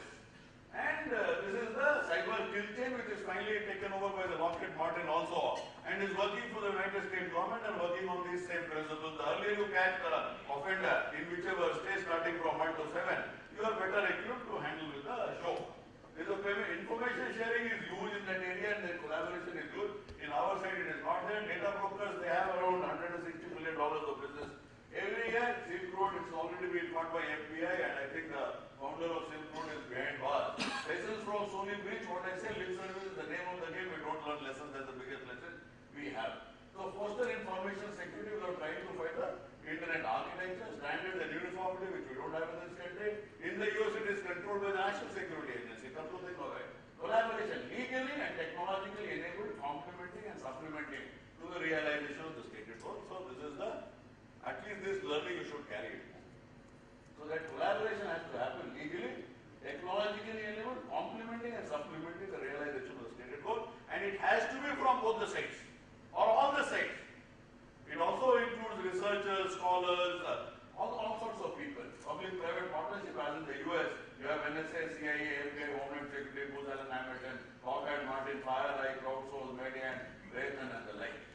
Alright, so bad guys can be this, we should also be like that, and this is the last slide I presume. So this is the battle of knowledge, effort, focus, and precision. So the story is that the internet is global, it is dynamic and real time, whereas the states are nation states, they are not global. Most of the time the law enforcement goes down to the local civil government, if not the provinces. And the reaction which we have, there's somebody talking about the US police. To reach somebody in France, they take 2 years of approvals. This is not only in India, it's all around the world. So government's glacial age response and immense blindfolded commercial focus is not the answer. Thanks a lot for your very, very rapid attention. And I would now request Mr. Ramesh Punhani, Vice Secretary, Minister of Home Affairs, to take the floor and give his presentation. Thank you, Sanjay. Sanjay and I worked together in college. He was my senior, so I have no complaints. I have also a very short presentation. No, I also have a very short presentation. And he's covered most of the aspects. I will be covering mainly the legal aspects, mainly concentrating on the legal framework that we have in our country. And as Sanjay sir was pointing out, and our previous speakers, see, the legal framework is bound to be evolving and it's bound to take time. The present legal framework that we have in our country, whether it be our Criminal Procedure Code, our Indian Penal Code, the various other acts that we have in this country or elsewhere, have evolved over thousands of years. Society first came, they were kings, now you have something called democracy, we have something called the rule of law. So to expect that a cyber legal framework will evolve in a short time would be unrealistic. So it's bound to take time, but I'll just try to flag a few issues before lunch and I'll try to keep it short. Everyone knows what cyberspace, etc. I won't go into this. What is cyber crime? We have something called the IT Act, which tries to deal with cyber crime, but as was pointed out earlier, it's highly inadequate. These are some of the sections of the IT Act which deal with various aspects of cyber crime, with cyber stalking, cyber pornography, intellectual property crimes, cyber terrorism, cyber hacking, phishing, privacy. But as was pointed out by one of our previous speakers, is that the number of crimes reported and the number of crimes registered is very, very small compared to the amount of crimes that take place. One aspect which I'd like to highlight is the problem of jurisdiction. As was pointed out by Sanjay, was that the system, like who is going to monitor the internet, who is going to do the patrolling. The police, it's still we don't have a separate security force for cybercrime. It is still the normal police which deals with the cybercrime, and you normally have some cells in some metropolitan cities which deal with these problems, which come under the control of the provincial government. While the problems and the crimes mostly take place from outside. Your criminals are physically not in the country, not in that province. So there are great jurisdiction problems. So unless you have an MOU or an agreement that if there's a crime, who will tackle it, which court. So otherwise it becomes almost impossible to tackle cybercrime. So this is the position in India.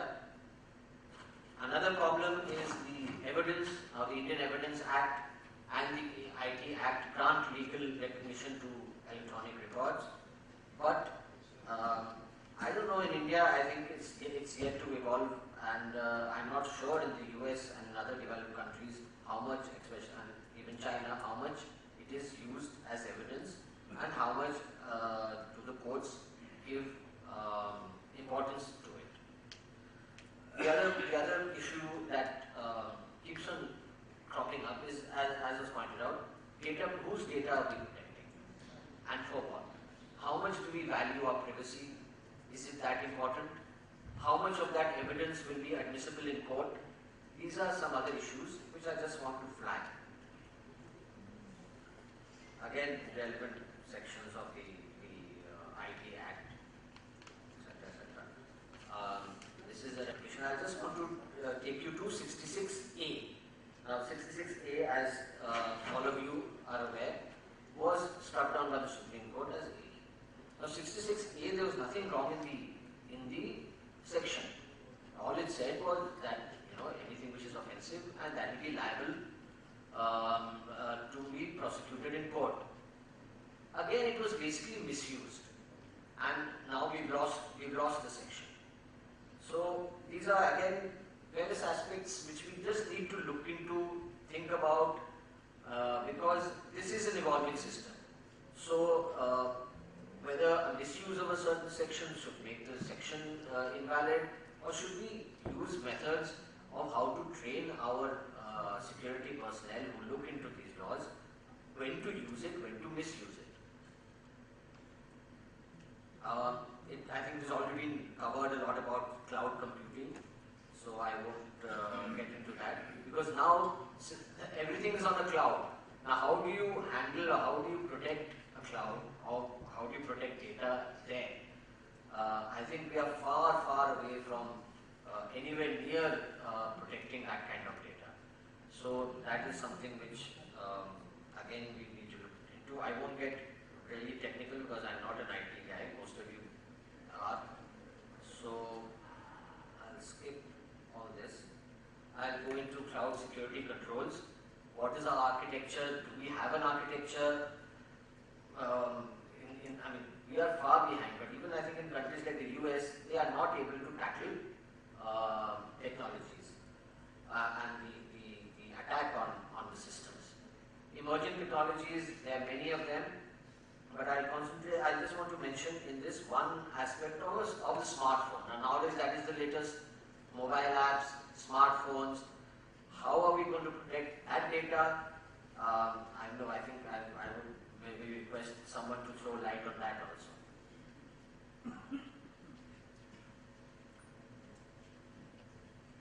Then the other issue I'd like to highlight is the ethical issue. Now, what in India, for example, how much we don't have respect for the law in general. That is the impression that many people have. So, how much will we respect the law which is to deal with things which are not in our real life, which are things that are still in our virtual life? The penetration of internet in the country is still very, very low compared to many of the developed countries.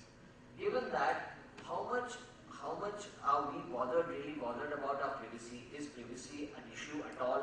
These are some ethical issues which I think need to be flagged, and where during discussion we need to think what kind of legal framework should we have for cyber crimes.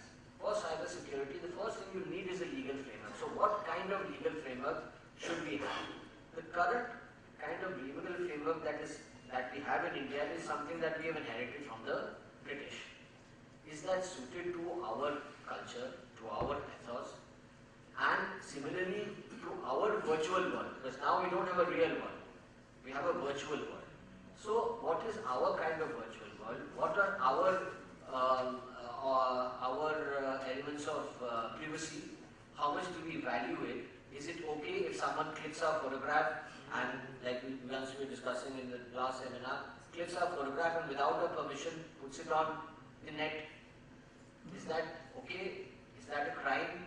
These are some issues which we need to think about before we evolve a proper legal framework. Right now, I think as our cyber security policy or our acts, they have been basically got together in a hurry. For the sake of it, we have something in place, but I think it requires much, much more thinking than just a kind of a bureaucratic way of putting these acts and policies together. This is some data of cybercrime increasing. There's some safety tips which I think everyone knows. So I'll just end here, and we're welcome for to answer any questions. Thank you.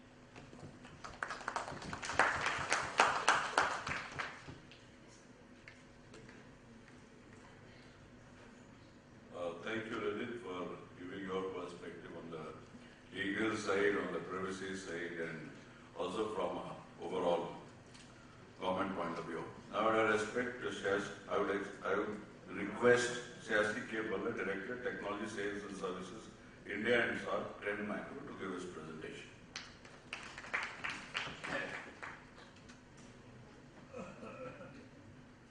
Another 10 minutes to go.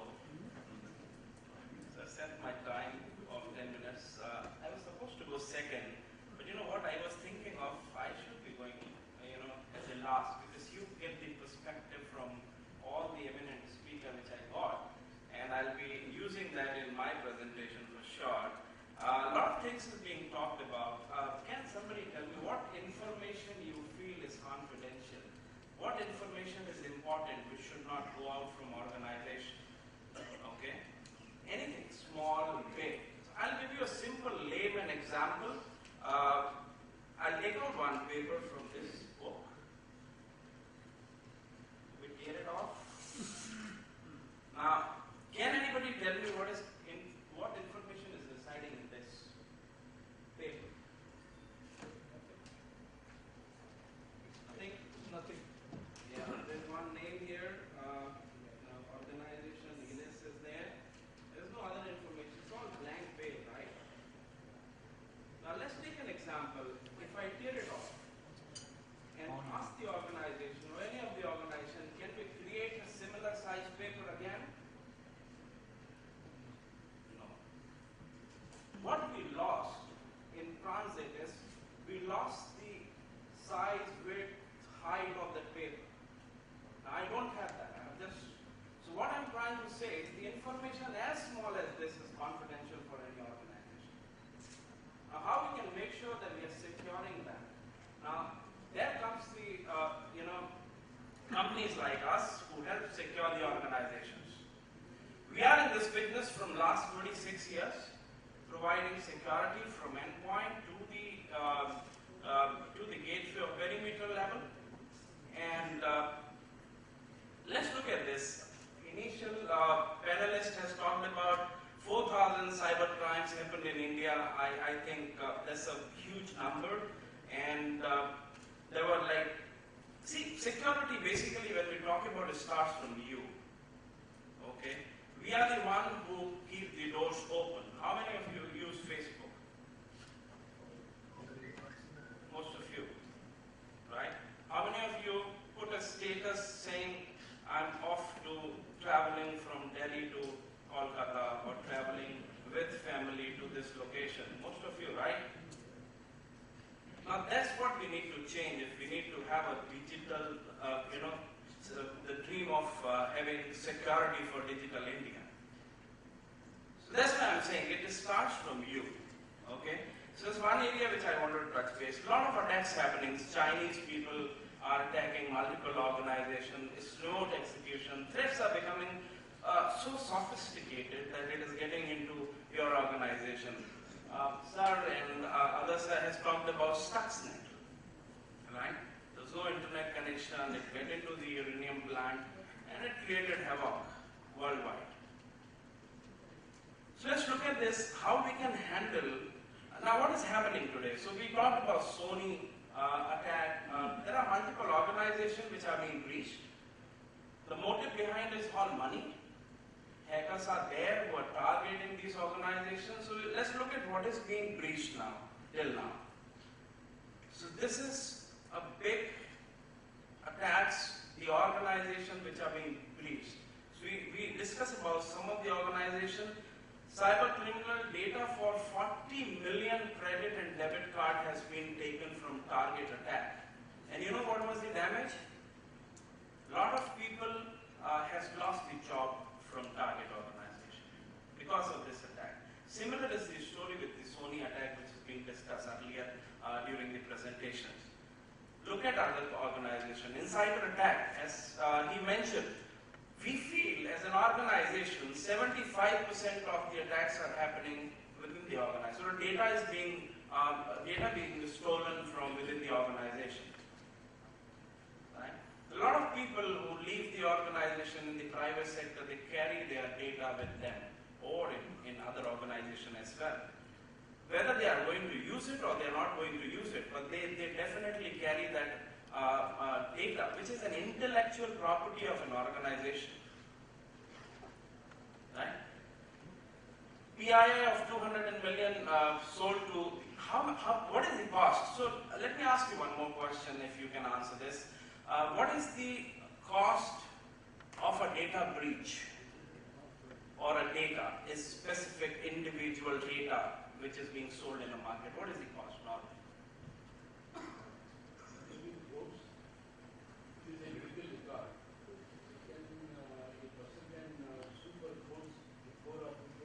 Yeah. Any other attempt? Okay, fine. So let me give you a global perspective. The cost of the data breach is $200 per record. Let me give you India perspective. There are third-party surveys, reports is being created, 2,600 INR per record is the cost of data breach or the data which is going out. That's huge. Now look at the scenario. Everybody is getting messages from property vendor, that or from other vendors every day. There are thousands in number, right? Your mobile data is being sold, and they're getting that much of money which I'm talking about. Okay. Activist identity of is being lot of damage is being done. South Africa police. National estate theft of IP for ransom, terrorism. So what I'm trying to say is a lot of organization, big or small, is being hacked globally. There are organizations, India is being hacked. We have seen a lot of news. The last year there was a big news where one of the organizations, CIO's mail is being hacked. Where he has sent a phishing attack has happened, and then he has lost a lot of data out of it. What is changing? How it is changing? You look at from the days when we started the computer, or when we started the internet, it is all changing slowly. Today we are living in a place where we have more sophisticated, more targeted attacks. Now when I say targeted attack, targeted for an organization or targeted for an individual. Right? High net worth individuals can be targeted because they have a lot of money, they have a lot of data. It's all, the motive behind that is basically money, how we can make the money out of it. So that's a trend which is changing every day. Today we are living in a place where most of the attacks are all silent and targeted ones. Gone are the days when we were having file infectors. It used to create multiple files and just create the files, no damage done. Today it is all silent in nature. Let's get into the next slide. They have an unfair advantage, right? When we talk about hackers. Why? Today, any hacker can use their credit card and buy the tool to do damage to any of the organizations. There are multiple millions of tools which are available on internet which can be used to damage any organizational reputation. And what they get money out of it. Easy access to, as I mentioned, easy access to weapons. They can just search Google and get it. Social engineering easier than ever. Broad attack surface. Now mobile, as ma'am in the first session, I don't know, everybody was there. She talked about we have reached a mark in the mobile device adoption. Everybody is carrying at least 2 devices nowadays. Now those are soft targets for you. I am doing all my banking on my mobile. I am doing everything on my mobile. I am checking my mails. Multiple applications are running. I am approving my employee's claim. This is a soft target. Right? How we can make sure that these are being secure. And hackers are attacking the soft targets only. Tomorrow, 5 years from now on, I think mobile is going to be the more secure, feature which is going to be there, because laptops are going to go away for sure. So we need to make sure how we can look at this. As Sir talked about how many days it takes from attached, compromise to the discovery. He talked about it. 211 days, right? So that's the reality. What happens nowadays in targeted attacks? So it uses all 7 stages, from incursion to the excursion. In between, it goes within the organization and does the damage. The attacker basically are there in your organization, and they are just sniffing the traffic, understanding the data, and whenever there is a time, they will just pull out the data. They start controlling by the command and control center. They give the control to outside people. That's how it works, right? 84% of the cases, the initial compromise took hours or even less. 66% of the cases, the breach wasn't even discovered for a month. Okay? As he was mentioning, 75% of the organizations are breached, and 25% of the organization doesn't know about it. Right? 22% of the cases it took months to contain a breach, basically. Now, this is what he was talking about. How long? We have not, met before this presentation. So I don't know. He was supposed to talk about 200 level, but it is 210 days. Normally, it takes to, compromise to discovery a breach.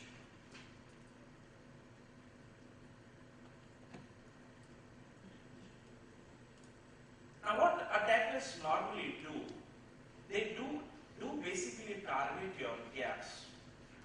You have firewall, you have endpoint, you have some other security gateway, you have messaging security, okay? Limitation of the devices, OS, file coverage, unmonitored ports, right? There are a lot of ports which are not being, most of the organization will provide you security at a certain level of port. So again, there are some gaps, limited insight on zero-day attacks, basically. Lack of visibility into attack evaluation and polymorphic malwares. Right? Now let's look at how we can help you as an organization to secure your. So let me just give you a perspective here. There's no silver bullet for any security. There's nothing called 100% in the security. But how best and efficiently you can manage your resources to protect your information or your assets. Okay, so we'll help you. We'll talk about that. Trend Micro is the organization which is working with Interpol as well as a strategic partner, basically to fight against cyber crimes.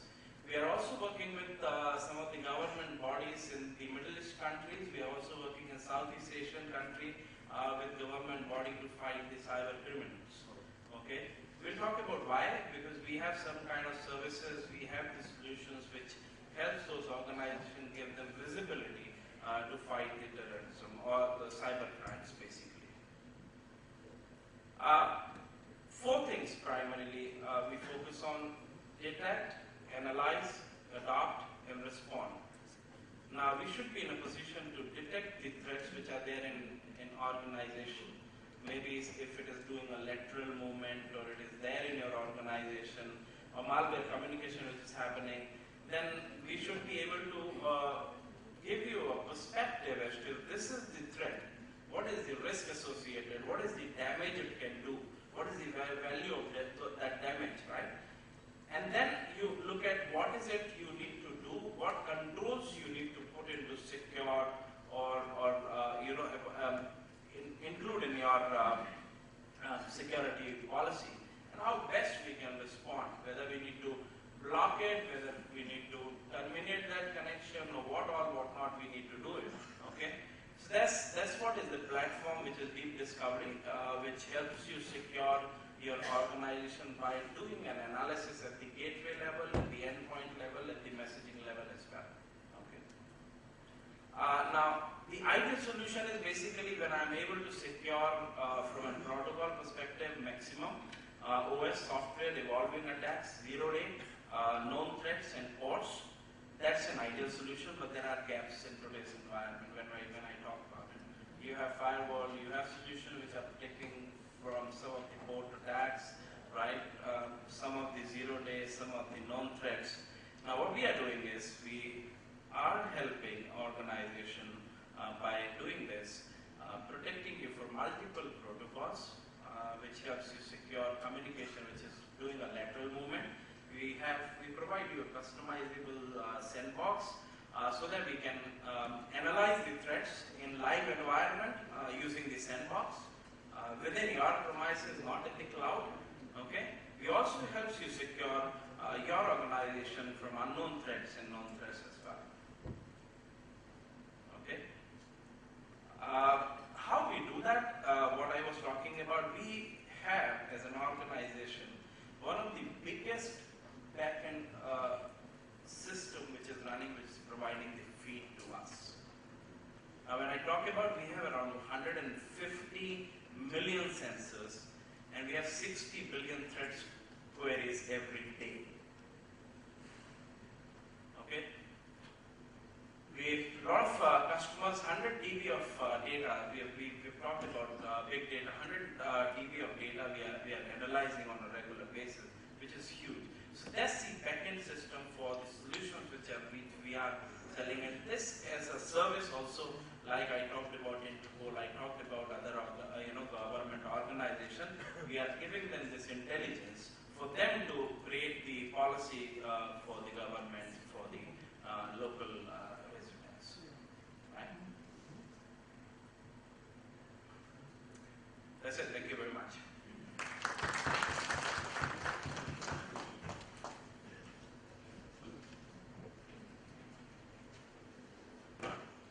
Thank you, Sri Bhalla, for giving us the perspective both from the point of view of cybercrime and also what Trend Micro has to offer to all of us. So I think we have taken you through a roller coaster ride of what cybercrime, digital India, the digital world, what you should see and expect in the days to come. And from my side, I think we have closed today's discussion. If there are any questions which still remain unanswered, so we are here to take a couple of questions before we break for lunch.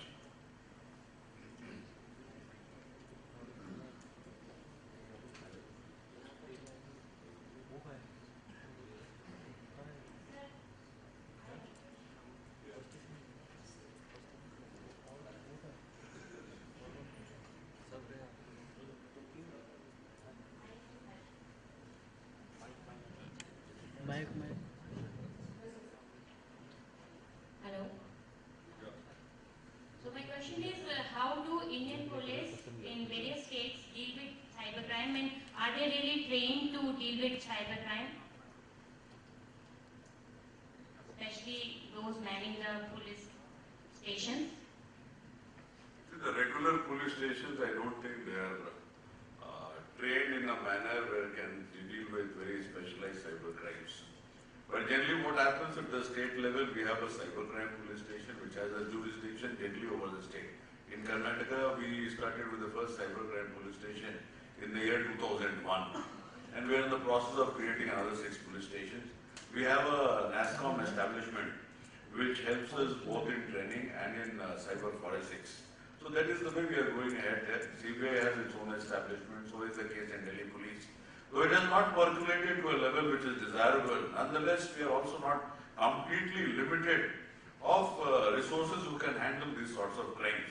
Another issue which I would like to bring to light to this august audience is, it is not only cyber crimes where the cyber and digital technology is involved. Nearly every single crime today has a digital technology element, inclusive of normal, even if you talk of rape, murder, dacoity and the like. So somewhere or the other, I think the digital world is a digital technology, and the capabilities to get into an audit trail or to understand the connects of digital technology based on the data available, I think that plays a very, very critical role in solving any crime today.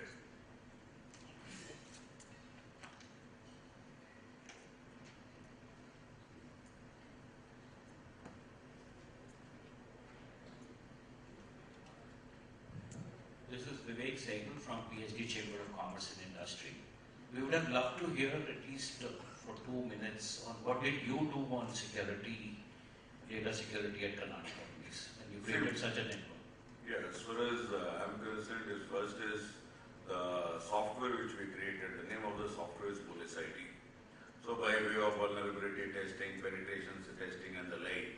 So whatever is the regular software development cycle and whatever I could force upon Wipro and later HP. So those were the things which were attended to. Besides that, the whole process of creation of the network, and we have around 1600 VPN over broadband connections, some 50 odd MPLS and the like. So the whole security of the network, more so by way of having resource personnel who understand what the network is, and the evolution of the network with that resource personnel, which was really useful, and that resource, human resources, have been able to take care of the whole network in a manner which we could not imagine at that point in time.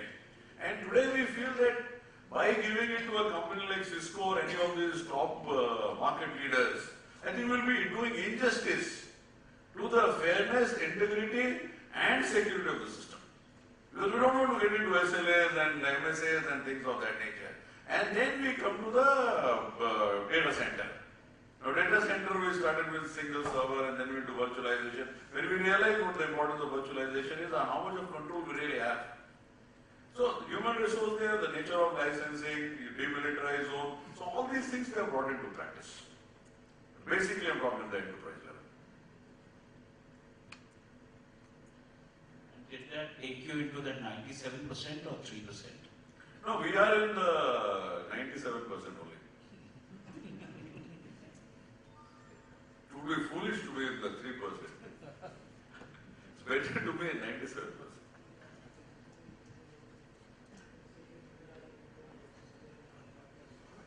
Yeah. That's one question of the panel. Couple of points actually. Number of years now we've been hearing these same issues about security. First and foremost, one of the major reasons, and I'm also talking with respect to my own 25-26 years experience in IT along with IT security issues in the government of India for that matter. First is we have a very unfair system in place where anybody who reports a threat is the one on whom everybody bounces.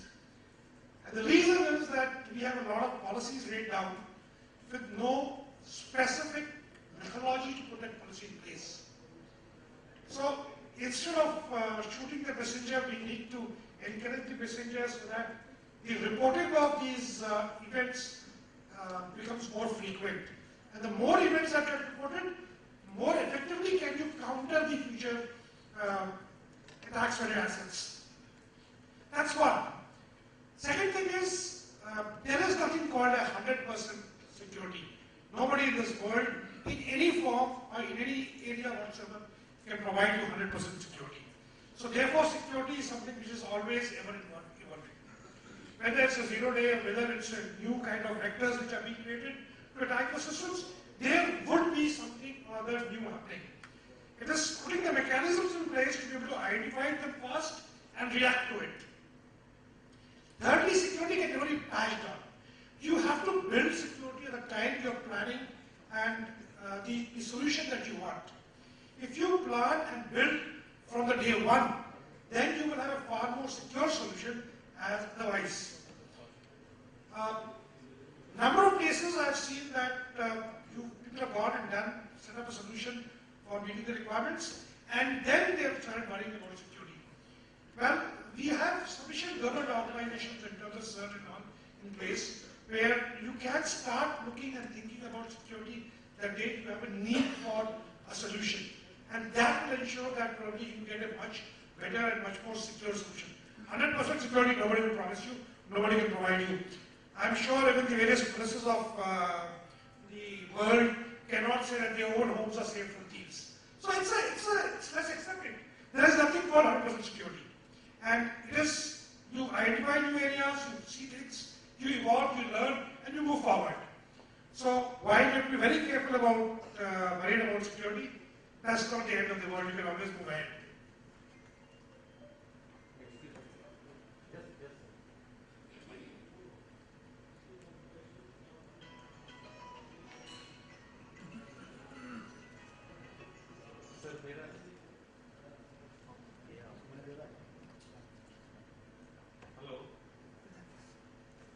Hello sir, मेरा नाम BK पाठक है। आप बताइए। मैं IT industry से ही हूँ। Day to day हम cyber security से प्रॉब्लम्स को झेल रहे हैं। कभी कभी मेरे दिल में ये ख्याल आता है कि कहीं ये वो तो नहीं, मतलब मैं 4 सॉल्यूशंस लेके चलता हूँ टॉप क्लास के, चाहे वो सिमेटेक हो, चाहे वो ट्रेंड माइक्रो हो, चाहे मैकेफे हो, चाहे और भी कोई, चारों सॉल्यूशंस मेरे पास हैं, फिर भी वो आ जाता है। और जब मैं टोटल वायरस पे इसको स्कैन करता हूँ, उसकी वल्नरेबिलिटी को, तो ख्याल आता है कि कहीं ये वो तो नहीं। आपका एक्सपीरियंस सर इसमें क्या है? देखिए पूरे में करीब 5% of the viruses is detected by all the people and the companies you are talking about. And if the same thing is extrapolated to the human immune system, I think a human being will die in a couple of hours. So what we are talking of is the reality. What we can do is cut down the level of vulnerability, that is nearly all. And the final judge is the customer and not the antivirus companies or IT security companies. You have to decide as to what you require and how will you bridge your gap. The basic blueprint of the house is yours. Architect can help you out, a civil engineer can help you out, a structural engineer can help you out, but you will have to decide how safe and secure your house should be. Sorry sir, मेरा तथ्य ये नहीं है. मेरा तथ्य है कि 57 companies of the top of the world, 57 companies, right? They are working, they are giving the solutions, correct, for cyber security. Right. We are using one of the best companies. But something new is come. It may be zero vulnerability, or either it's a 1 hour vulnerability. Solutions are there. Right. But once it is reached to my network and it is detected by, not by one of the best, it is detected by rest of the 50. Most of the time not detected by rest of the 50 also. It is detected by end user, it is detected by a third person. Correct, sir. Yeah, most of the times the viruses have not been detected by either the antivirus or your IT security companies. That's the reality of life. Thank you. Thank you.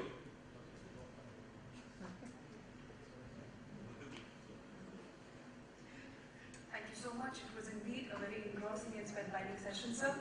When I request Dr. Ravi Gupta to please come and give momentous to our esteemed speakers.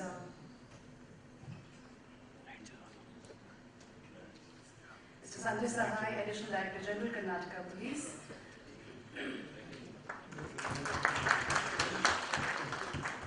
Mr. Rajit Punhani, Joint Secretary, Ministry of Home Affairs, Government of India. Commander Avanish, Dureha, Retired Industry Director, Defense and Public Security, Strategic Industries, SAP India. And Mr. Sanjay, Bhalla, Director, Technology, Sales and Services, India and SAARC, Trend Micro. Could we have a group photograph, please?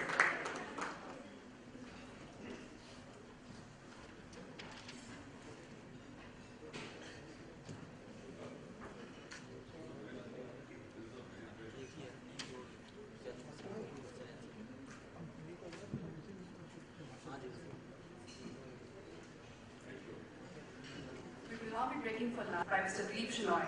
Thank you so much, ladies and gentlemen.